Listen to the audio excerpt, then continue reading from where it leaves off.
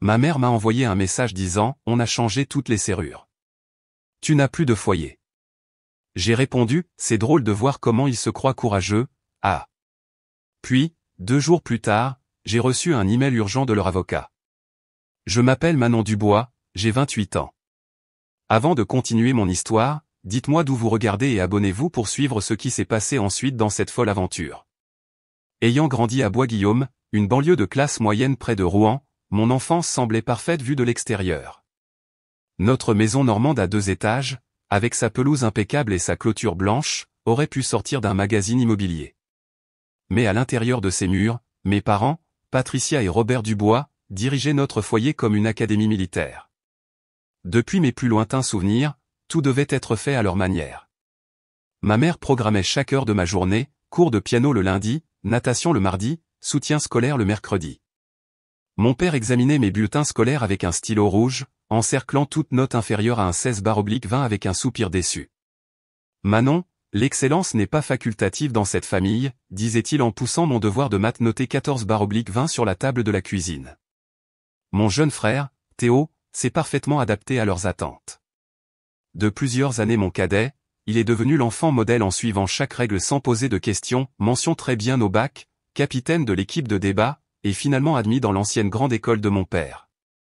Théo cochait toutes les cases de leur liste de contrôle de l'enfant parfait. Moi, cependant, je suis né avec des questions aux lèvres. Mais pourquoi ai-je besoin des mathématiques si je veux devenir écrivaine, demandai-je, suscitant des soupirs exaspérés. Parce que les enfants du bois deviennent médecins ou avocats, pas des artistes en difficulté, répondait ma mère, son ton mettant fin à toute discussion. Au lycée, notre maison est devenue un champ de bataille. J'ai rejoint le journal de l'école pendant que mes parents m'inscrivaient à des stages d'été de préparation aux études de médecine. Je postulais à des stages en journalisme pendant qu'ils programmaient des heures de bénévolat à l'hôpital. Cette lutte constante nous épuisait tous, mais aucun camp ne voulait céder. Quand la saison de Parcoursup est arrivée, j'ai secrètement postulé à des écoles de commerce tout en prétendant poursuivre des études de médecine. Le jour où ma lettre d'acceptation de l'EDEC est arrivée, accompagnée d'une bourse partielle, j'ai enfin abattu mes cartes. Je vais faire une école de commerce, pas médecine, ai-je annoncé au dîner en faisant glisser la lettre d'acceptation sur la table. Le silence a duré 10 secondes insoutenables avant que mon père ne parle, alors tu le feras sans notre soutien. Il ne bluffait pas. Alors que Théo recevrait plus tard une éducation entièrement financée, j'ai cumulé 3 emplois aux librairies du campus le matin, serveuse le soir, et vente au détail le week-end pour couvrir ce que ma bourse ne payait pas. Ces années m'ont appris l'indépendance mais ont créé un fossé entre mes parents et moi qui ne s'est jamais complètement refermé. Après l'obtention de mon diplôme, j'ai décroché un poste de marketing de premier échelon dans une start-up technologique prometteuse. Le salaire couvrait à peine mon minuscule appartement et mes prêts étudiants, mais c'était le mien. Pendant 3 ans, j'ai construit ma carrière, ne visitant la maison de mes parents que lors des grandes fêtes, où la conversation restait superficielle et tendue. Puis le Covid a frappé. Notre start-up a perdu son financement, a réduit ses effectifs et a finalement complètement fait faillite. Avec le marché du travail gelé et mes économies épuisées après 2 mois de chômage, j'ai dû faire face à l'impensable, demander à mes parents de retourner vivre chez eux temporairement. 6 mois maximum, ai-je promis alors qu'ils vidaient à contre-cœur l'ancienne chambre de Théo. Juste jusqu'à ce que je trouve quelque chose de stable. Dès le premier jour, l'arrangement a été tendu. Ils m'ont imposé les mêmes règles que lorsque j'avais 16 ans, couvre-feu, tableau de corvée et dîner de famille obligatoire où ma mère mentionnait subtilement que les concours de médecine étaient toujours une option à mon âge. Chaque email de refus d'emploi dans ma boîte de réception devenait une munition pour leur argument selon lequel j'avais choisi la mauvaise voie. Marketing pour des entreprises technologiques dans cette économie, se moquait mon père. Tu aurais pu être à mi-chemin de ton internat de médecine maintenant. Les tensions se sont intensifiées au cours de mon séjour de 6 mois. Mes contributions aux dépenses du ménage ou tout ce que je pouvais rassembler grâce à des missions freelance occasionnelles ont été rejetées comme insuffisantes. Mes efforts de recherche d'emploi étaient jugés peu ciblés. Mes entretiens pour des postes qu'ils considéraient indignes d'une Dubois étaient accueillis par une désapprobation silencieuse. La goutte d'eau qui a fait déborder le vase est arrivée après que j'ai perdu une opportunité d'emploi prometteuse dans une agence de marketing numérique. Après 5 entretiens, j'avais été le 2e choix ou une nouvelle dévastatrice que j'ai reçue par email alors que j'étais assise à la table de la cuisine. Peut-être que c'est un signe, a dit ma mère en me regardant retenir mes larmes. Ta grand-mère serait tellement déçue de te voir lutter comme ça. Ce commentaire a enflammé quelque chose en moi. Ma grand-mère, la mère de ma mère, avait été mon plus grand soutien avant sa mort il y a 3 ans. Elle m'avait secrètement glissé des chèques pendant mes études et m'avait toujours dit de suivre mes passions. N'ose pas me dire ce que grand-mère penserait, ai-je lancé. Elle était la seule à m'avoir jamais soutenu inconditionnellement. Ce qui a suivi a été la pire dispute que nous ayons jamais eue. Des mots comme « ingrate »,« échec » et « déception » ont fusé à travers la pièce. Je les ai accusés de ne jamais m'avoir aimé pour ce que j'étais. Ils m'ont traité d'arriviste et de délirante quant à mes capacités. Je suis sorti en trombe pour me vider la tête, passant la nuit chez mon amie Alice. Le lendemain matin, j'avais un entretien d'embauche à l'autre bout de la ville. Pas le poste de mes rêves, mais quelque chose qui me remettrait sur pied. J'ai envoyé un texto à ma mère pour lui dire que je serais de retour ce soir-là pour parler plus calmement. Je n'aurais jamais imaginé que le soir même, je n'aurais plus de maison où retourner. L'entretien d'embauche s'est étonnamment bien passé. Le poste était celui de responsable marketing de contenu dans une petite entreprise stable, moins excitante que mes jours de start-up, mais avec un salaire et des avantages sociaux fiables. En marchant vers ma voiture, j'ai ressenti une lueur d'espoir pour la première fois depuis des semaines. Peut-être que ce serait mon billet de retour vers l'indépendance, loin de la tension quotidienne chez mes parents. Pendant le trajet du retour, j'ai même répété ce que je dirais pour arranger les choses après la dispute de la veille. Recommençons à zéro, ai-je répété. J'ai un bon pressentiment pour cet entretien et je suis reconnaissante d'avoir un toit sur la tête pendant que je me remets sur pied. Il était un peu plus de 16h30 quand je me suis garé dans l'allée familière. La maison avait exactement la même apparence que ce matin-là, des haies bien taillées, les nains de jardin de ma mère montant la garde, le drapeau français près de la porte d'entrée flottant doucement dans la brise d'automne. Tout semblait normal. Puis j'ai essayé d'ouvrir la porte d'entrée. Ma clé s'est glissée dans la serrure mais n'a pas tourné. C'est étrange, ai-je pensé en la secouant plus fort. Peut-être qu'elle est coincée. J'ai réessayé, remuant la clé plus énergiquement, mais elle ne bougeait pas. Allô, ai-je appelé en frappant à la porte. Maman? Papa? La serrure semble coincée. Pas de réponse. J'ai contourné la maison jusqu'à l'entrée latérale de la cuisine, la porte que nous utilisions le plus fréquemment. Encore une fois, ma clé s'est glissée mais n'a pas tourné. Un sentiment glacial s'est installé dans mon estomac alors que j'essayais la porte arrière avec le même résultat. Debout sur la terrasse arrière, j'ai sorti mon téléphone et appelé ma mère. Directement sur la messagerie vocale. J'ai essayé mon père, même résultat. Finalement, j'ai appelé mon frère Théo, qui vivait à 2 heures de là, à Paris. Théo?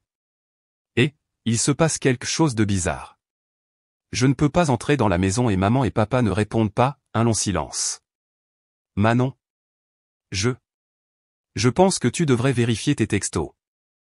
J'ai retiré le téléphone de mon oreille et j'ai vu une notification de nouveaux messages de ma mère, arriver pendant mon appel avec Théo. Les doigts tremblants, je l'ai ouvert, on a changé toutes les serrures. Tu n'as plus de foyer. Après hier soir, nous avons décidé qu'il était temps que tu te débrouilles seul dans la vie. Tes affaires seront emballées et disponibles pour être récupérées samedi, quand nous serons sortis. Arrange-toi pour que tout soit enlevé avant 17h. Le sol semblait basculer sous mes pieds alors que je lisais et relisais le message. Mes parents m'avaient mise à la porte. Ils avaient réellement changé les serrures pendant que j'étais à un entretien d'embauche. Ma maison des 6 derniers mois, et ma maison d'enfance des 18 années précédentes, m'étaient soudainement inaccessibles. Sous le choc, j'ai tapé en réponse, c'est drôle de voir comme il se croit courageux, ah. Le rire était de la pure frime. À l'intérieur, j'étais en train de m'effondrer. J'ai immédiatement essayé de rappeler, mais leurs 2 téléphones restaient éteints. J'ai levé les yeux vers la maison, vers la fenêtre de ma chambre au 2e étage, et j'ai réalisé que toutes mes possessions étaient à l'intérieur, mes vêtements, mon ordinateur portable, mon portfolio, ma carte d'identité et mon passeport, tout. Manon? Tu es toujours là? La voix de Théo est parvenue au téléphone. J'avais oublié qu'il était toujours connecté. Tu savais ça? Ai-je demandé, ma voix à peine un murmure. Pas avant il y a 1 heure. Ils m'ont appelé après l'avoir fait. Ils semblaient mal à l'aise. Écoute, ils sont vraiment contrariés par ce qui s'est passé hier soir. Laisse-leur juste un peu de temps pour se calmer. Du temps, Théo? Ils m'ont mise à la porte. Toutes mes affaires sont là-dedans. Mes documents, mon matériel de travail, tout. Je n'ai nulle part où aller. Peut-être que tu peux rester chez une amie quelques jours? Je t'offrirai bien ma place, mais les parents de Léa sont en visite. Oublie ça, les jeux coupés, la colère remplaçant le choc. Dis-leur juste que c'est illégal. Ils ne peuvent pas me jeter dehors sans préavis. Je leur parlerai, promit-il faiblement. Ne fais rien pour empirer les choses, d'accord? J'ai raccroché et je me suis assise dans ma voiture, fixant la maison où j'avais grandi. À travers la fenêtre de la cuisine, je pouvais voir ma mère bouger, évitant délibérément de regarder dehors. Elle savait que j'étais là. Ils le savaient tous les deux. Les mains tremblantes, j'ai appelé Alice, l'amie chez qui j'avais dormi la nuit précédente. Alice, j'ai besoin d'une énorme faveur. Est-ce que je peux encore squatter ton canapé? Mes parents. Ma voix s'est brisée, mes parents ont changé les serrures. Ils m'ont mise à la porte. L'indignation d'Alice a été immédiate et réconfortante. Ils ont fait QOI? Bien sûr que tu peux rester ici. Oh mon Dieu, Manon, c'est horrible. Tu as besoin que je vienne te chercher? Non, j'ai ma voiture. Je serai là dans 20 minutes. Merci beaucoup. En démarrant le moteur, Madame Henriot, la voisine âgée qui habitait à côté depuis mon enfance, s'est approchée de ma fenêtre, l'inquiétude peinte sur son visage. Manon, ma chérie, est-ce que tout va bien? Je t'ai vu essayer les portes. Je pouvais à peine croiser son regard, l'humiliation me brûlant. Mes parents ont changé les serrures, Madame Henriot. Ils ont décidé que je n'étais plus la bienvenue. Son visage s'est affaissé. Oh, ma puce, ce n'est pas bien. As-tu un endroit où aller? Oui, chez une amie. Mais toutes mes affaires sont encore à l'intérieur. Elle m'a tapoté la main à travers la fenêtre. Je garderai un œil. Si je les vois partir, je te le ferai savoir. Peut-être que tu pourras récupérer tes affaires essentielles alors. Je l'ai remercié et je suis parti, regardant ma maison d'enfance s'éloigner dans le rétroviseur, me sentant à nouveau comme si j'avais 16 ans, impuissante, incomprise et complètement seule. Cette nuit-là, sur le canapé d'Alice, a été le point le plus bas de ma vie d'adulte. Après qu'elle soit allée se coucher, je me suis enfin permis de m'effondrer complètement. La trahison me blessait plus profondément que je n'aurais pu l'imaginer. C'étaient mes parents, les personnes qui étaient censées m'aimer inconditionnellement. Au lieu de cela, ils m'avaient littéralement exclu de leur vie parce que je ne correspondais pas à leur moule prédéterminé. J'ai fait défiler de vieilles photos de famille sur mon téléphone jusqu'à 3 heures du matin, me demandant où tout avait mal tourné et comment j'allais reconstruire ma vie à partir de zéro, avec la plupart de mes biens retenus en otage. Je ne savais pas encore qu'en seulement 2 jours, un email inattendu allait bouleverser toute la situation. En me réveillant sur le canapé d'Alice le lendemain matin, il m'a fallu quelques secondes désorientantes pour me souvenir pourquoi je n'étais pas dans mon lit. Puis la réalité s'est effondrée. J'étais effectivement sans abri. La validation d'avoir une adresse permanente, une clé qui ouvrait une porte vers mon propre espace, m'avait été retirée du jour au lendemain. J'ai fait du café, dit Alice en entrant dans le salon en chaussons duveteux. Son appartement d'une chambre était minuscule mais confortable, rempli de plantes et de coussins colorés. Et j'ai appelé pour dire que j'étais malade au travail. Je me suis dit que tu aurais besoin de compagnie. Tu n'avais pas à faire ça, dis-je en retenant une nouvelle vague de larmes devant sa gentillesse. Eh bien, quelqu'un devrait être de ton côté. Elle me tendit une tasse fumante. Alors, quel est le plan? Le plan. C'est vrai, j'avais besoin d'un plan. D'abord, j'ai essayé de rappeler mes parents. Les 2 numéros sont allés directement sur la messagerie vocale. J'ai laissé des messages qui ont commencé calmement et sont devenus de plus en plus désespérés. Maman, papa, s'il vous plaît, rappelez-moi. Nous devons en parler. C'est illégal, vous savez. Vous ne pouvez pas simplement jeter quelqu'un dehors sans préavis. S'il vous plaît, laissez-moi au moins récupérer mes documents importants et mon ordinateur de travail. Pas de réponse. Vers midi, je suis retourné à la maison, espérant les surprendre en train de partir ou de rentrer pour pouvoir leur parler en personne. L'allée était vide, mais leurs 2 voitures étaient parties. J'avais oublié que c'était mercredi, le déjeuner habituel de ma mère avec ses amis de la paroisse, la journée de golf de mon père. Madame Henriot m'a repéré depuis son jardin et s'est précipitée. Ils sont partis il y a environ 1 heure, a-t-elle confirmé. Ta mère portait une liste de courses, alors ils pourraient être partis un moment. J'ai regardé la maison, considérant mes options. Pourrais-je trouver une fenêtre ouverte? Devrais-je appeler un serrurier? Mais alors quoi? Entrer par effraction dans ma propre maison pour qu'ils appellent la police contre moi? Manon, dit doucement Madame Henriot. Ton père m'a donné ça pour toi avant de partir. Elle me tendit une enveloppe cachetée. À l'intérieur se trouvait une lettre dactylographiée, froide et formelle. Toute tentative d'entrer dans les lieux sans notre permission sera considérée comme une violation de propriété. Vos affaires seront disponibles pour être récupérées samedi entre 14h et 17h, comme convenu précédemment. Nous nous attendons à ce que tous les articles soient enlevés à ce moment-là. La lettre n'était même pas signée, juste imprimée comme un avis à un locataire. Je ne comprends pas comment ils peuvent faire ça, dis-je, la voix brisée. C'est aussi ma maison. Madame Henriot secoua tristement la tête. Je connais tes parents depuis 25 ans et je n'ai jamais approuvé la façon dont ils t'ont traité. Ta grand-mère Éléonore aurait le cœur brisé de voir ça. La mention de ma grand-mère a provoqué une nouvelle douleur dans ma poitrine. Elle avait été mon havre de paix pendant les pires tempêtes avec mes parents. Après son décès il y a 3 ans, j'avais perdu ma plus grande alliée. Merci d'être gentille, ai-je dit à Madame Henriot. Au moins, je sais que quelqu'un surveille la maison. Je m'inquiète pour mes affaires. Je garderai un œil, promit-elle. Et Manon, ce n'est pas de ta faute. Souviens-toi de ça.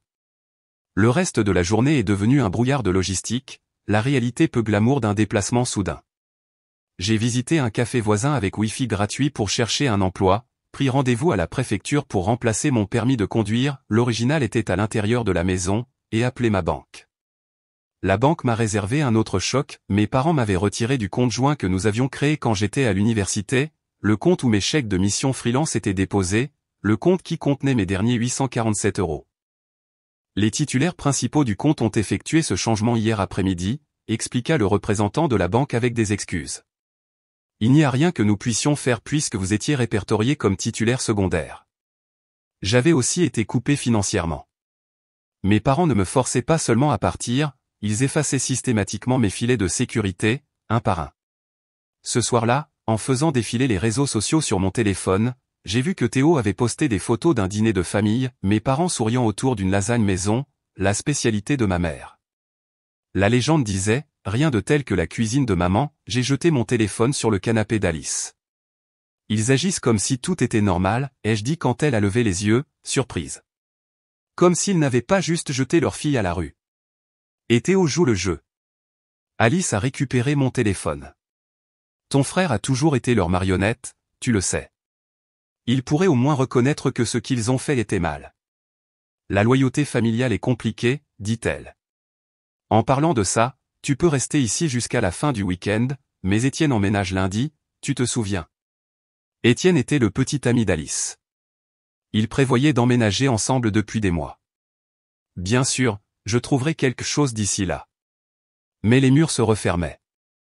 Je cherchais un emploi depuis des mois sans succès, mes économies étaient épuisées, mes biens étaient retenus en otage, et maintenant j'avais 3 jours pour trouver un nouveau logement sans revenu.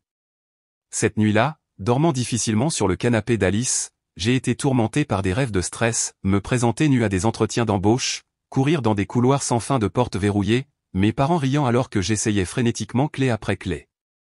Je me suis réveillé épuisé, avec une céphalée de tension qui me serrait derrière les yeux. Tu as l'air terrible, dit Alice, sans méchanceté. Peut-être que tu devrais parler à quelqu'un. Comme un thérapeute? Avec quel argent? Non, comme un avocat. Quoi? Ce que tes parents ont fait doit être illégal. L'idée m'avait traversé l'esprit, mais les avocats coûtaient de l'argent que je n'avais pas. De plus, poursuivre mes propres parents me semblait franchir une ligne, même après tout ce qu'ils avaient fait. Laisse-moi voir ce qui se passera samedi quand je récupérerai mes affaires, ai-je dit. Peut-être qu'ils se seront calmés d'ici là. Mais au fond de moi, je savais mieux. Ce n'était pas une action spontanée, c'était l'aboutissement d'années d'amour conditionnel. Mes parents avaient finalement trouvé le moyen ultime de me contrôler, en supprimant complètement ma sécurité. Cet après-midi-là, j'ai utilisé le reste de mon argent liquide pour acheter une carte téléphonique prépayée, craignant que ma facture de téléphone ne soit pas traitée avec mon compte gelé. J'étais en train de postuler pour un poste de barista ou n'importe quel travail ferait l'affaire à ce stade quand ma notification de mail a retenti. L'expéditeur, cabinet d'avocats Berger et Dubois. Objet, urgent concernant la propriété et les actifs de la famille Dubois. Mon cœur s'est serré. Mes parents me poursuivaient-ils réellement en justice maintenant? Pourquoi? Être une déception? Les doigts tremblants, j'ai ouvert l'email qui allait complètement transformer ma compréhension des 28 dernières années. L'email commençait formellement, « Chère mademoiselle Dubois, je vous contacte concernant des questions urgentes relatives à la fiducie Éléonore Dubois, dont notre cabinet est l'exécuteur testamentaire légal. Des événements récents ont nécessité notre intervention immédiate. Éléonore Dubois. Ma grand-mère. » J'ai continué à lire, le cœur battant la chamade. Il est parvenu à notre attention que votre statut résidentiel actuel a été compromis, ce qui constitue une violation directe des conditions établies dans la fiducie de votre grand-mère. Nous demandons une consultation immédiate pour discuter de vos options légales. Le message comprenait les coordonnées de maître Jonathan Petit, associé principal, et me demandait d'appeler dès que possible. Un avis de confidentialité en bas mettait en garde contre la divulgation non autorisée du contenu de l'email. Je l'ai lu 3 fois, essayant de comprendre. Ma grand-mère avait une fiducie? Qui impliquait d'une manière ou d'une autre mon statut résidentiel? Et que voulait-il dire par « option légale » ? Les mains tremblantes, j'ai composé le numéro. Cabinet Berger et Dubois, comment puis-je vous aider? A répondu une voix féminine professionnelle. Ici Manon Dubois. J'ai reçu un email de maître Jonathan Petit concernant la fiducie de ma grand-mère. Un instant, s'il vous plaît, madame Dubois. Après une brève attente avec une musique classique générique, une voix masculine profonde s'est fait entendre. Madame Dubois, merci pour votre réponse rapide. Je suis Jonathan Petit. De quoi s'agit-il concernant la fiducie de ma grand-mère? Je n'étais pas au courant qu'elle en avait une. C'est précisément pourquoi nous devons nous rencontrer. Il y a des préoccupations de confidentialité que je ne peux pas aborder par téléphone. Pourriez-vous venir à notre bureau demain matin à 10 heures? Oui. Oui, je peux faire ça. J'ai noté l'adresse qu'il m'a fournie. Excellent. Et mademoiselle Dubois, veuillez apporter toute documentation de votre situation de logement récente et des circonstances de votre départ de la résidence familiale. Après avoir raccroché, je suis resté figé, l'esprit en ébullition. Ma grand-mère avait toujours été l'anticonformiste de la famille, une femme d'affaires prospère qui s'était mariée tard, avait beaucoup voyagé et s'était fréquemment heurtée à ma mère sur les philosophies parentales. Alors que mes parents me poussaient vers des carrières prestigieuses et pratiques, grand-mère Éléonore encourageait ma créativité et mon indépendance. Certaines personnes ont besoin de contrôler les autres pour se sentir en sécurité, m'avait-elle dit un jour lors d'une période particulièrement difficile avec mes parents. La vraie force, c'est de laisser les gens trouver leur propre chemin tout en se tenant prêt à les rattraper s'ils tombent.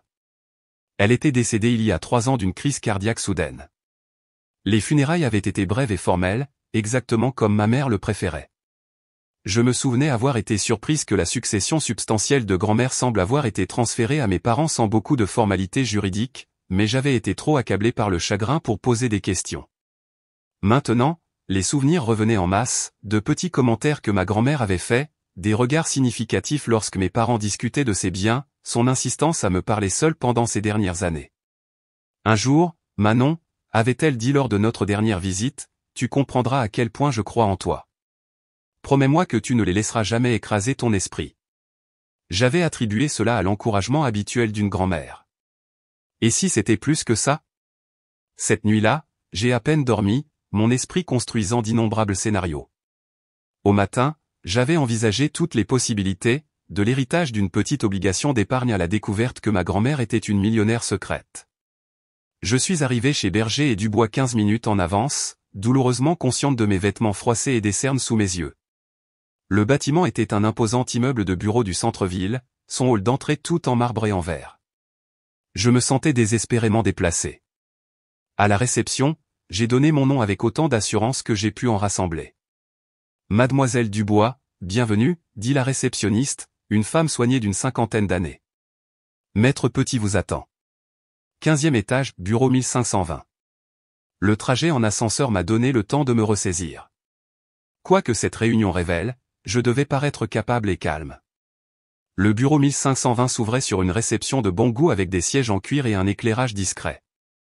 Avant que je puisse m'approcher du bureau, un homme grand aux cheveux argentés et en costume sur mesure est sorti d'un bureau intérieur. Mademoiselle Dubois? Jonathan Petit. Entrez, s'il vous plaît. Son bureau était spacieux mais pas ostentatoire, avec vue sur les toits de la ville et des murs tapissés de livres de droit. Il m'a fait signe de m'asseoir sur une chaise confortable en face de son bureau. Merci d'être venu si rapidement. Je comprends que vous êtes dans une situation difficile. C'est un euphémisme, ai-je dit, puis je me suis reprise. Désolé, ces derniers jours ont été stressants. Tout à fait compréhensible. Il ouvrit un épais dossier sur son bureau. Mademoiselle Dubois, saviez-vous que votre grand-mère avait établi une fiducie familiale avant sa mort? Non. Je savais qu'elle avait des biens, mais mes parents se sont occupés de tout après son décès. C'est une partie du problème. Son expression devint grave. Votre grand-mère a établi ce que nous appelons une fiducie conditionnelle. La maison familiale Dubois, où vous viviez jusqu'à récemment, a été placée dans cette fiducie, ainsi que des actifs financiers importants. Mon cœur commença à s'emballer. Quel genre de conditions? La condition principale était que la propriété resterait votre foyer familial, avec des droits de résidence garantis pour tous les membres directs de la famille Dubois, y compris vous. Vos parents ont été nommés fiduciaires, mais leur droit d'occuper la propriété était explicitement subordonné à votre accès continu à la maison chaque fois que vous en auriez besoin. Les implications m'ont frappé comme un coup physique. Êtes-vous en train de dire que la maison fait en réalité partie de la fiducie de ma grand-mère, et non de la propriété de mes parents? Correct. La maison appartient à la fiducie Éléonore Dubois. Vos parents ont reçu une allocation mensuelle de la fiducie pour entretenir la propriété, étant entendu qu'elle vous resterait toujours disponible. Et en changeant les serrures et en m'interdisant l'entrée, ils ont violé les conditions fondamentales de la fiducie, a-t-il confirmé. C'est pourquoi notre cabinet, en tant qu'exécuteur testamentaire légal de la fiducie, a été automatiquement informé. Automatiquement informé? Comment? Votre grand-mère était très minutieuse. La fiducie comprend des dispositions de surveillance. Lorsque vos identifiants d'accès ou vos clés n'ont pas réussi à ouvrir les serrures de 3 portes distinctes dans un court laps de temps, cela a déclenché une alerte. J'ai dû paraître stupéfaite, car il ajouta doucement, votre grand-mère avait anticipé d'éventuels problèmes de dynamique familiale. Elle voulait s'assurer que vos intérêts étaient protégés. Les larmes me sont montées aux yeux alors que toute la signification me parvenait. Ma grand-mère ne m'avait pas seulement aimé, elle avait pris des mesures concrètes pour me protéger exactement du genre de rejet que mes parents venaient de mettre en œuvre. Il y a plus, continue à Maître Petit en sortant des documents supplémentaires. La fiducie comprend des fonds éducatifs substantiels qui devaient vous être mis à disposition sur demande. Selon nos dossiers, vous n'avez jamais accédé à ces fonds, malgré l'obtention de votre diplôme. Avez-vous fait une demande par l'intermédiaire de vos parents? Non, ai-je chuchoté. J'ai cumulé plusieurs emplois pour payer mes études. Mes parents ont dit qu'ils ne soutiendraient pas mon diplôme d'école de commerce. L'expression de Maître Petit s'assombrit. Je vois. C'est extrêmement préoccupant. En tant que fiduciaire, vos parents étaient légalement obligés de vous informer de ces fonds disponibles.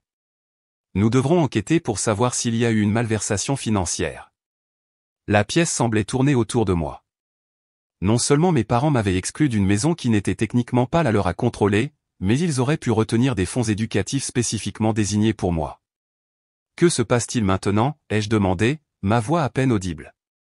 Vous avez plusieurs options, dit Maître Petit, son ton devenant plus formel. En tant que bénéficiaire de la fiducie, vous pouvez invoquer l'application immédiate de ces conditions, ce qui exigerait de vos parents qu'ils rétablissent votre accès à la propriété dans les 24 heures, sous peine de sanctions financières importantes, y compris leur éventuelle révocation en tant que fiduciaire. Vous voulez dire que je pourrais les forcer à me laisser rentrer, ou potentiellement les révoquer? Oui. Alternativement, nous pourrions négocier un règlement qui respecte les intentions de votre grand-mère tout en permettant une résolution à l'amiable.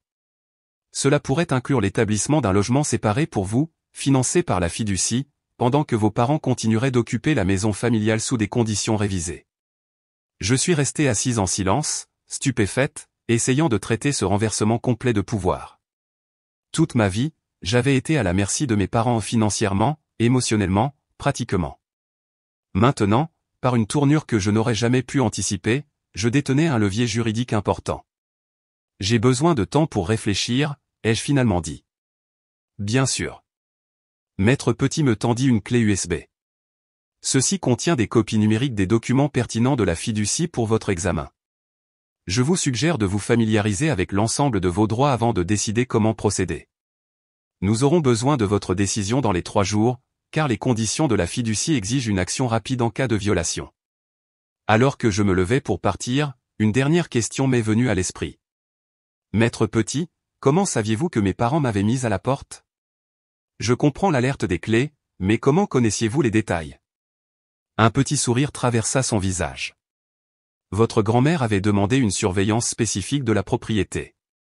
Nous avons un arrangement avec un contact local de confiance qui confirme toute activité suspecte. Madame Henriot. La plus vieille amie de ma grand-mère. Les pièces se sont mises en place. En quittant le bureau, serrant la clé USB, je me sentais à la fois submergé et étrangement habilité. Ma grand-mère avait vu cela venir. Elle avait créé un filet de sécurité dont je n'avais jamais soupçonné l'existence. Pour la première fois depuis que je m'étais retrouvé à la porte, j'ai ressenti quelque chose d'inattendu, l'espoir. De retour à l'appartement d'Alice, j'ai branché la clé USB sur l'adaptateur de mon téléphone et j'ai commencé à lire les documents de la fiducie. Le langage juridique était dense, mais le message principal était d'une clarté cristalline. Ma grand-mère avait créé un filet de sécurité élaboré, spécialement conçu pour me protéger du comportement contrôlant de mes parents. La maison familiale Dubois, la maison normande où j'avais grandi, la maison dont on m'avait exclu, avait été achetée par ma grand-mère des décennies auparavant. Elle avait permis à mes parents d'y vivre pendant qu'ils élevaient leur famille, mais n'avait jamais transféré la propriété. Au lieu de cela, à sa mort, la propriété avait été placée en fiducie avec des conditions spécifiques. Mes parents pouvaient continuer à y vivre sans loyer et recevraient une allocation mensuelle pour l'entretien et les impôts fonciers, mais seulement s'ils garantissaient que j'aurais toujours une place dans cette maison si j'en avais besoin. Au moment où ils violaient cette condition en changeant les serrures ou en empêchant autrement mon accès, ils déclencheraient une série de conséquences croissantes. D'abord, un avertissement formel. Si l'accès n'était pas rétabli dans les 7 jours, l'allocation mensuelle serait suspendue. Si la situation restait non résolue après 30 jours, mes parents pourraient être démis de leur fonction de fiduciaire et potentiellement perdre leur droit d'occuper la propriété entièrement. Ils ont risqué de tout perdre juste pour me donner une leçon, ai-je chuchoté, ayant encore du mal à comprendre l'ampleur de leur pari. Mais la révélation concernant la propriété n'était que le début. En continuant à lire, j'ai découvert que ma grand-mère avait établi un fonds d'éducation substantiel qui aurait dû m'être accessible tout au long de mes études universitaires et resterait accessible pour une formation continue ou un développement professionnel. Selon la documentation, mes parents, en tant que fiduciaires, avaient reçu des rappels trimestriels de ces fonds, et pourtant ils m'avaient regardé cumuler 3 emplois, contracter des prêts et lutter financièrement pendant mes études sans jamais mentionner ce soutien disponible. Le plus choquant de tout était la lettre personnelle de ma grand-mère incluse dans les fichiers numériques, datée de seulement 2 mois avant sa mort. Elle s'adressait directement à moi, ma très chère Manon, si tu lis ceci, c'est que quelque chose a mal tourné. J'ai essayé tout au long de ta vie d'atténuer les tendances contrôlantes que j'ai observées chez tes parents, ma propre fille incluse. Mais j'ai toujours craint que sans ma présence, leur comportement ne s'aggrave. Cette fiducie est ma façon de te protéger, même après mon départ. Tu as toujours été assez courageuse pour tracer ton propre chemin, même quand c'était difficile. Cet esprit indépendant est ta plus grande force, bien que tes parents puissent le voir comme de la défiance.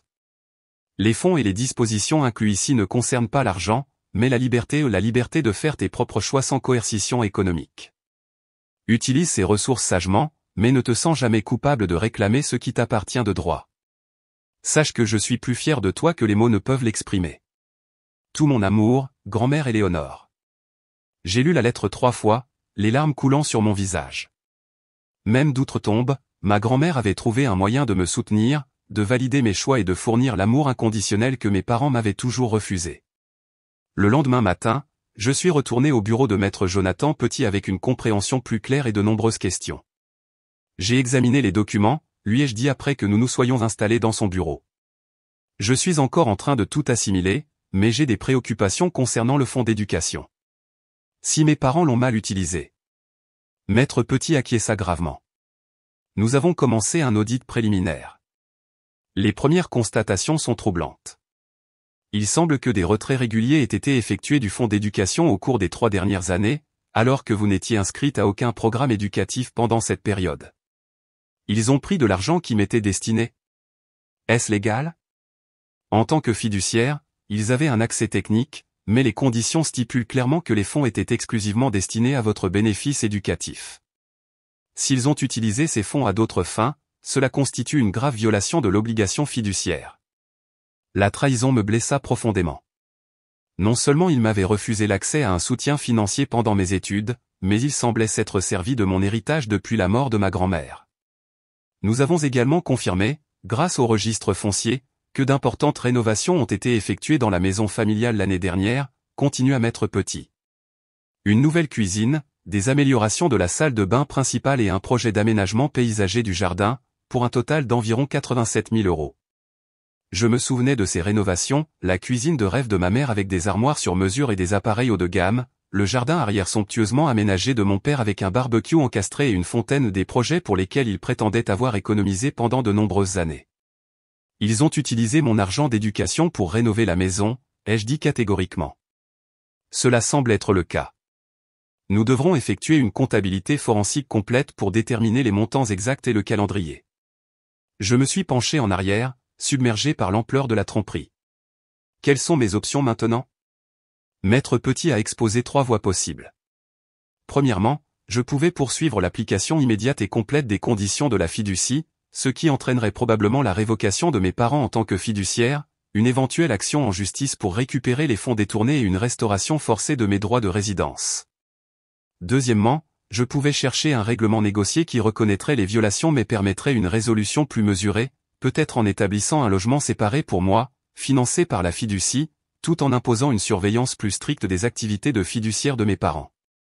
Troisièmement, je pouvais tenter une médiation familiale avec une représentation juridique présente, essayant de résoudre la situation tout en préservant une certaine relation familiale. Compte tenu de ce que j'ai appris, pourquoi choisirais-je autre chose que la première option, ai-je demandé. Maître Petit se pencha en avant, son expression sérieuse. Mademoiselle Dubois, en 30 ans de pratique, j'ai vu comment les batailles juridiques familiales peuvent se dérouler. Même lorsque quelqu'un a été profondément lésé, comme vous l'avez été, le coût émotionnel d'un long combat juridique contre ses propres parents peut être dévastateur. Je manquerais à mon devoir si je ne vous présentais pas toutes les options. J'ai apprécié sa franchise. Que recommanderiez-vous? Je suggère que nous commencions par une mise en demeure formelle exposant les violations de la fiducie et vos droits en tant que bénéficiaire. Cela donne à vos parents l'occasion de répondre avant que nous ne prenions des mesures plus agressives. Parfois, le simple fait de démontrer que la dynamique du pouvoir a changé suffit à amener l'autre partie à la table des négociations. Cela avait du sens. Faisons cela. Je préparerai les documents aujourd'hui. Nous pourrons les remettre demain. Alors que je me levais pour partir, une autre question me taraudait. Maître Petit, ma grand-mère a-t-elle jamais exprimé pourquoi elle avait mis en place des protections aussi élaborées? Savait-elle que mes parents feraient quelque chose comme ça? Il réfléchit soigneusement à ces mots. Votre grand-mère était une femme remarquablement perspicace. Lors de nos discussions sur cette fiducie, elle a exprimé son inquiétude concernant ce qu'elle appelait l'amour conditionnel et la tendance de vos parents à retirer leur soutien chaque fois que vous faisiez des choix qu'ils désapprouvaient. Elle croyait que ce schéma pourrait s'aggraver après son décès. Elle voyait tout si clairement, ai-je murmuré. En effet. Sa principale préoccupation était de s'assurer que vous auriez la liberté de construire votre vie selon vos propres termes, sans coercition économique. C'est pourquoi la fiducie comprend non seulement des dispositions relatives au logement, mais aussi des fonds pour l'éducation et le développement de carrière. En quittant le cabinet d'avocat, j'ai ressenti un mélange complexe d'émotions, le chagrin pour ma grand-mère, qui avait si profondément compris mes luttes, la rage contre mes parents pour leur tromperie, et un sentiment croissant de détermination. Il ne s'agissait plus seulement de récupérer ma place dans la maison familiale. Il s'agissait de me défendre d'une manière dont ma grand-mère avait toujours cru que j'étais capable. La lettre de mise en demeure formelle a été remise à mes parents le lendemain par coursier. Maître Petit a appelé pour confirmer la réception et m'a prévenu de me préparer à leur réaction. Elle est arrivée en quelques heures, un barrage d'appels et de SMS des 2 parents, allant de l'incrédulité à la fureur, puis à une conciliation soudaine. Que signifie tout cela, a exigé mon père dans son premier message vocal. Un avocat se présente avec des accusations ridicules sur les volontés de ta grand-mère. C'est scandaleux. L'approche de ma mère était plus émotionnelle. Manon, je ne peux pas croire que tu ferais ça à ta propre famille, après tout ce que nous avons fait pour toi. S'il te plaît, appelle-nous immédiatement. 1 heure plus tard, leur ton avait radicalement changé. Chérie, il y a clairement eu un malentendu, lisait-on dans le SMS de ma mère. Nous n'avons jamais eu l'intention que tu partes définitivement. Parlons-en en famille. J'ai transmis chaque message à Maître Petit sans répondre directement. Son conseil était clair, laisser le processus juridique suivre son cours sans me laisser entraîner dans une manipulation émotionnelle. Tard ce soir-là, Théo a appelé. Manon, qu'est-ce qui se passe, bon sang? Maman et papa paniquent complètement à propos d'une fiducie et d'avocats qui se présentent à la maison. T'ont-ils dit ce qu'ils ont fait? M'exclure, prendre mon argent d'éducation? Un long silence. Ils ont dit que tu déformais les choses, que la fiducie de grand-mère était destinée à toute la famille et que tu essayais de l'utiliser contre eux. J'ai ri amèrement. Bien sûr que c'est ce qu'ils ont dit. Demande-leur pour la rénovation de la cuisine à 87 000 €, payée avec mon fonds d'éducation. Ce n'est pas possible. Ils ont dit qu'ils avaient économisé pendant des années. Théo, j'ai les relevés financiers. Ils me volent depuis la mort de grand-mère, tout comme ils nous ont contrôlés tous les deux toute notre vie. Un autre long silence. Je ne sais pas quoi croire en ce moment. Alors viens à la réunion. Maître Petit organise une discussion formelle avec toutes les parties présentes. Vois les preuves par toi-même. Après avoir raccroché, j'ai ressenti un étrange calme s'installer en moi. Pour la première fois de ma vie, je n'étais pas impuissante face à la manipulation de mes parents. J'avais la vérité, une base juridique et le soutien indéfectible de ma grand-mère, même d'outre-tombe. Le décor était planté pour une confrontation qui allait soit déchirer complètement ma famille, soit forcer un règlement de compte attendu depuis longtemps avec des décennies de comportements contrôlants et d'amour conditionnel. Quoi qu'il en soit, j'étais enfin prête à tenir bon. La réunion était prévue pour le mardi suivant à 10 h dans une salle de conférence chez Berger et Dubois. Maître Petit avait suggéré qu'un terrain neutre serait préférable pour une discussion aussi tendue. J'ai passé les jours précédant la confrontation à me préparer, tant sur le plan pratique qu'émotionnel. Maître Petit m'a fourni une analyse financière complète de la fiducie, soulignant des cas spécifiques où des fonds désignés pour mon éducation et mon bien-être avaient été détournés. Le total dépassait 120 000 € sur 3 ans de l'argent qui aurait dû soutenir mon éducation et mon développement de carrière. Alice m'a aidé à assembler une tenue professionnelle à partir de sa garde-robe, puisque la plupart de mes vêtements étaient encore chez mes parents. Tu dois avoir l'air d'être aux commandes, a-t-elle insisté, me prêtant un blazer bleu marine ajusté et une chemise blanche impeccable. Le matin de la réunion, je suis arrivé 30 minutes en avance, l'estomac noué malgré ma préparation. Maître Petit m'a rencontré dans le hall. Souviens-toi, m'a-t-il conseillé alors que nous montions dans l'ascenseur, il ne s'agit pas de punition. Il s'agit d'établir des limites et de s'assurer que les volontés de ta grand-mère sont honorées à l'avenir. La salle de conférence était d'une formalité intimidante, une longue table en acajou entourée de chaises en cuir, des carafes d'eau et des verres à chaque place. Maître Petit avait pris des dispositions pour qu'un associé prenne des notes et qu'un conseiller financier de l'équipe de gestion de la fiducie soit présent. À 10 h précises, mes parents sont arrivés, accompagnés de leur propre avocat, Maître Grégoire Ouellette, un ami de longue date de la famille et partenaire de golf de mon père. Mon frère Théo s'est glissé derrière eux, l'air mal à l'aise et déplacé. Les salutations initiales ont été raides et formelles. Ma mère a tenté de s'approcher de moi pour une étreinte, mais j'ai reculé, maintenant une distance professionnelle. Son expression blessée aurait pu m'affecter autrefois, mais je la reconnaissais maintenant comme une tactique de manipulation. Une fois tout le monde assis, Maître Petit a ouvert les débats. Nous sommes ici aujourd'hui pour aborder de graves préoccupations concernant l'administration de la fiducie Éléonore Dubois, plus précisément des violations de la clause de résidence et un détournement potentiel de fonds désignés. Mon père a immédiatement interrompu, c'est ridicule. Éléonore était ma belle-mère. Nous avons eu d'innombrables conversations sur ses souhaits pour la maison familiale. Avec tout le respect que je vous dois, monsieur Dubois, répondit Maître Petit calmement, les documents juridiques parlent d'eux-mêmes. Les conditions de la fiducie sont explicites concernant le droit garanti de Madame Manon Dubois de résider dans la maison familiale chaque fois que nécessaire. Il fit glisser des copies des sections pertinentes de la fiducie sur la table. De plus, continua-t-il, notre audit financier a identifié de nombreux retraits du fonds d'éducation qui semblent avoir été utilisés pour des rénovations domiciliaires et des dépenses personnelles plutôt que pour le bénéfice éducatif de Madame Dubois, comme stipulé. Le visage de ma mère était devenu pâle. Mon père regardait entre son avocat et Maître Petit, clairement déstabilisé par la franchise des accusations. Maître Wallet s'éclaircit la gorge. Nous reconnaissons qu'il y a pu y avoir quelques violations techniques des conditions de la fiducie, mais il s'agissait de simples oublis administratifs mineurs, pas de violations délibérées. Changer les serrures pour interdire explicitement à une bénéficiaire l'accès à la résidence n'est guère une violation technique ou un oubli administratif, rétorqua Maître Petit, sont-on toujours professionnels mais avec une pointe d'acier. Pas plus que de retirer plus de 120 000 € d'un fonds d'éducation désigné pour des améliorations personnelles de la maison. La tête de Théo s'est redressée. 120 000 €? Maman? Papa? Vous avez dit que c'était juste quelques frais d'entretien. Mon père lui lança un regard d'avertissement. Pendant l'heure suivante, Maître Petit a présenté méthodiquement les preuves, relevés financiers, factures de propriété, SMS documentant l'exclusion, et les instructions explicites de ma grand-mère concernant mon bien-être. À chaque nouvelle preuve, la position de mes parents s'affaiblissait visiblement. Finalement, lorsque la présentation financière s'est conclue, Maître Petit s'est tourné vers moi.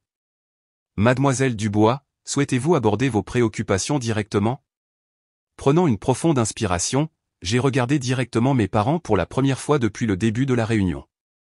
Toute ma vie, vous avez utilisé le contrôle financier comme une arme. Quand j'ai choisi l'école de commerce plutôt que médecine, vous m'avez complètement coupé les vivres. Vous m'avez regardé cumuler 3 emplois pendant mes études sans jamais mentionner le fonds d'éducation que grand-mère avait établi pour moi. Et quand j'ai eu besoin d'un abri pendant une période difficile, vous avez exploité ma vulnérabilité pour réaffirmer votre contrôle sur ma vie. Ma voix devint plus forte alors que je continuais. Ce qui fait le plus mal, ce n'est pas l'argent. C'est que vous avez trahi non seulement moi, mais aussi grand-mère Éléonore. Elle vous a fait confiance pour honorer ses volontés, pour soutenir mon indépendance même lorsque vous n'étiez pas d'accord avec mes choix. Au lieu de cela, vous avez violé cette confiance de toutes les manières possibles. Les yeux de ma mère se sont remplis de larmes. Nous voulions seulement ce qu'il y avait de mieux pour toi, Manon. Nous avons toujours voulu que tu réussisses. Non, ai-je répondu fermement. Vous vouliez que je réussisse selon vos conditions, en suivant votre plan. Ce n'est pas de l'amour, c'est du contrôle.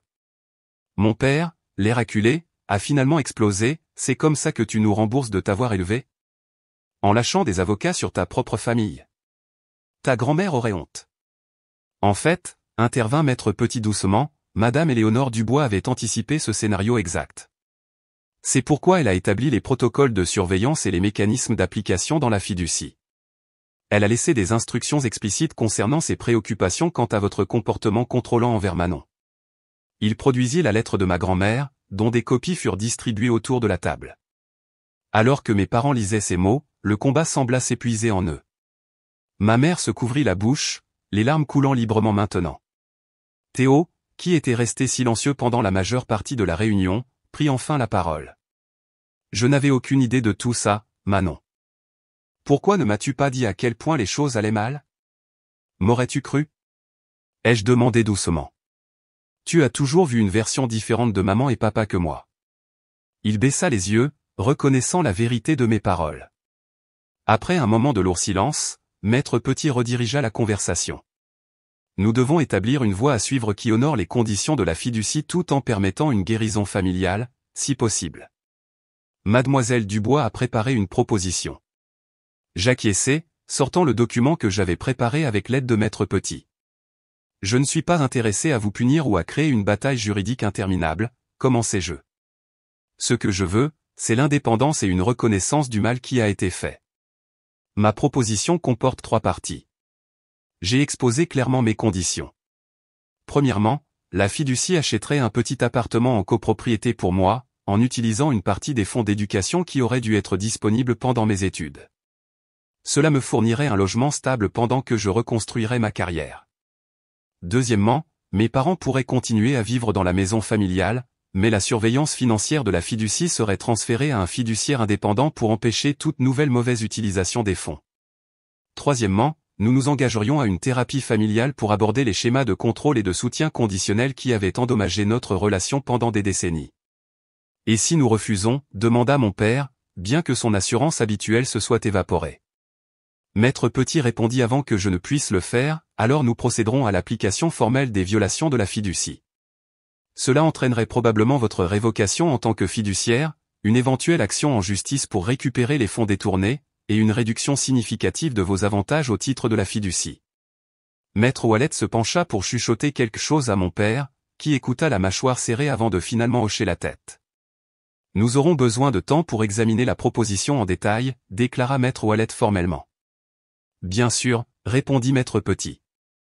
Nous pouvons vous donner 48 heures. Après cela, nous devrons procéder aux mesures d'application requises par les conditions de la fiducie. Alors que la réunion se terminait, ma mère s'est approchée de moi pendant que mon père parlait avec leur avocat. Manon, dit-elle doucement, je n'ai jamais voulu. Je ne réalisais pas comment cela paraissait de ton point de vue. Ce n'était pas des excuses, pas vraiment, mais c'était peut-être ce qui se rapprochait le plus de sa part d'une reconnaissance du tort. Je sais, maman, ai-je répondu. C'est pourquoi j'ai inclus la thérapie familiale dans ma proposition. Nous devons apprendre à communiquer sans contrôle ni manipulation. Elle acquiesça, un mélange complexe d'émotions traversant son visage. Alors que tout le monde sortait de la salle de conférence, Théo est resté en arrière pour marcher avec moi. J'aurais dû faire plus attention, dit-il. Je savais que les choses étaient toujours tendues entre toi et eux, mais je n'avais aucune idée de l'argent ou de la façon dont ils t'ont traité pendant tes études. Tu étais l'enfant modèle, ai-je dit sans amertume. Tu n'as jamais eu de raison de voir ce côté d'eux. Je veux aider à arranger ça, offrit-il. Quoi qu'il arrive ensuite. Pour la première fois depuis des jours, j'ai ressenti une lueur d'espoir que certaines relations familiales pourraient être sauvées, même si elles ne seraient plus jamais les mêmes. 47 heures plus tard, Maître Petit a appelé avec des nouvelles, mes parents avaient accepté la proposition, avec seulement des modifications mineures aux exigences de la thérapie. Le processus d'établissement de mon nouveau logement commencerait immédiatement, et j'aurai accès à la maison familiale pour récupérer mes affaires quand je le souhaiterais. La confrontation n'avait pas été le règlement de compte dramatique que j'avais imaginé, avec des méchants vaincus et une justice rendue avec fracas. Au lieu de cela avait été quelque chose de plus complexe, un démantèlement douloureux mais nécessaire de schémas nuisibles qui avaient persisté pendant des décennies. En raccrochant le téléphone, j'ai réalisé que ma grand-mère m'avait donné non seulement la sécurité financière, mais quelque chose de bien plus précieux, l'opportunité de briser le cycle d'amour conditionnel et de contrôle qui avait défini ma famille pendant des générations.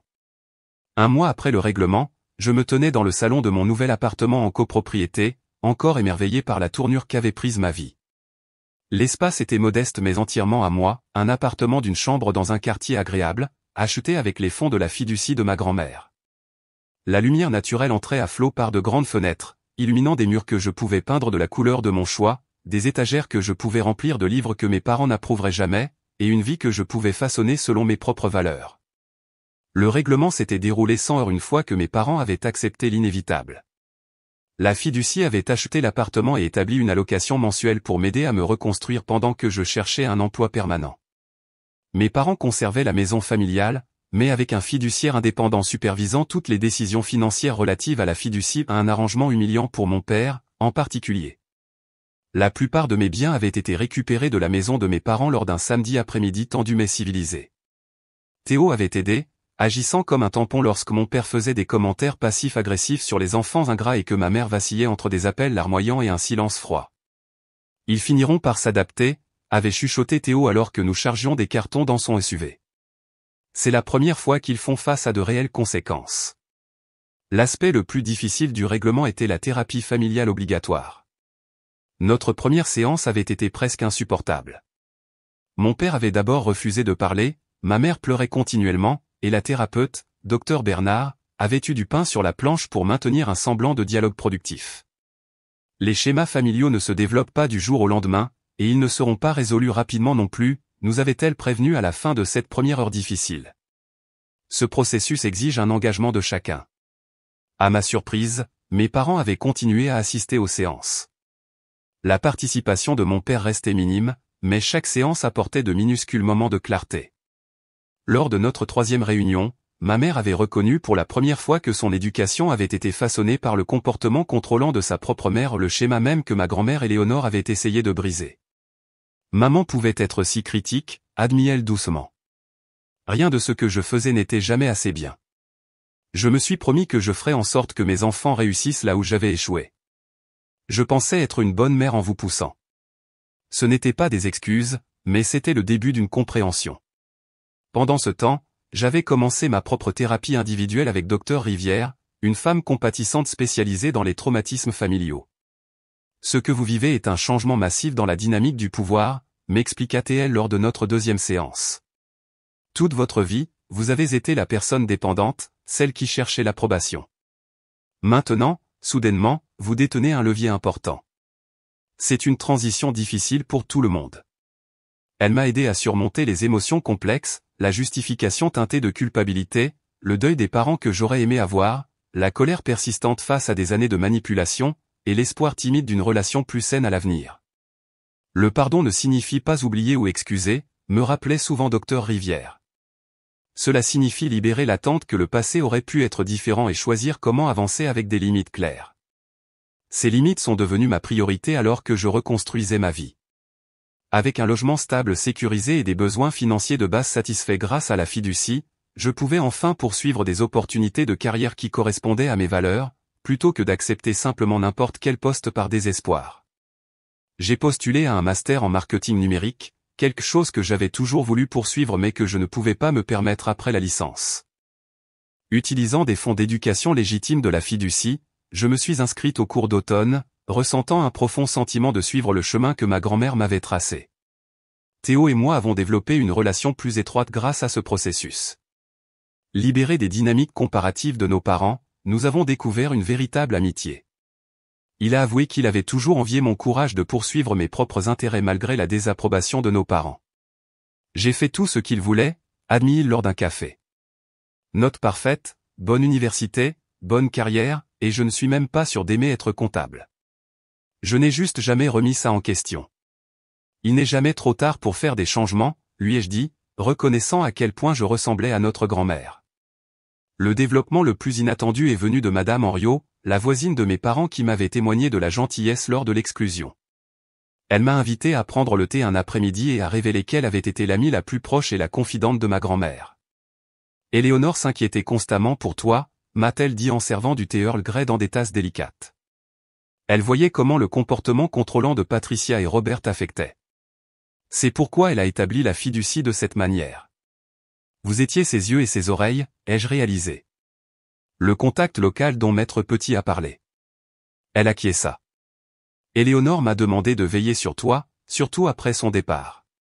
Quand je les ai vus changer ses serrures, j'ai su immédiatement que c'était ce qu'elle avait le plus craint. Merci, ai-je dit en retenant mes larmes, de l'avoir aidé à me protéger. Elle était si fière de toi, ma chérie. Ton indépendance, ta détermination à tracer ton propre chemin, c'étaient des qualités qu'elle appréciait par-dessus tout. Ces mots me sont restés, devenant une pierre de touche alors que je naviguais dans ma nouvelle réalité. 6 mois après le règlement, les choses avaient atteint un équilibre précaire. La thérapie familiale se poursuivait avec des progrès progressifs. Mes parents et moi maintenions une distance prudente, dîners dominicaux une fois par mois, brefs appels téléphoniques hebdomadaires. Les blessures à vif de la trahison guérissaient lentement, bien que notre relation ne redeviendrait jamais ce qu'elle avait été. Peut-être que c'était pour le mieux. Ma mère avait commencé une thérapie individuelle elle-même, partageant occasionnellement des aperçus de sa propre éducation qui m'aidaient à comprendre, sinon à excuser, son comportement. Mon père restait plus résistant au changement mais avait cessé de saper activement le processus thérapeutique.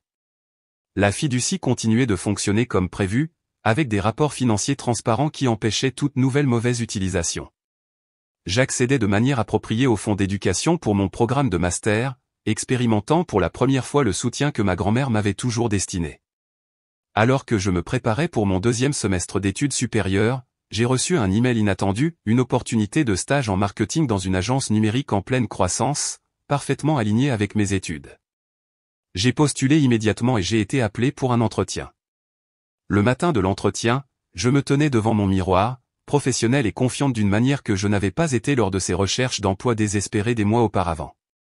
Sur ma table de nuit se trouvait une photo encadrée de ma grand-mère Éléonore, ses yeux sages et son sourire subtil semblant approuver la femme que je devenais. J'ai pris la photo, parlant doucement à son image, tu avais tout vu venir, n'est-ce pas? Tu savais que j'aurais besoin de protection, et tu t'es assuré que je l'ai le moment venu. J'aimerais que tu sois là pour voir que ton plan a fonctionné. Dans ce moment de calme, j'ai réalisé le don profond que ma grand-mère m'avait fait, non seulement la sécurité financière, mais la chance de briser les schémas générationnels de contrôle et d'amour conditionnel.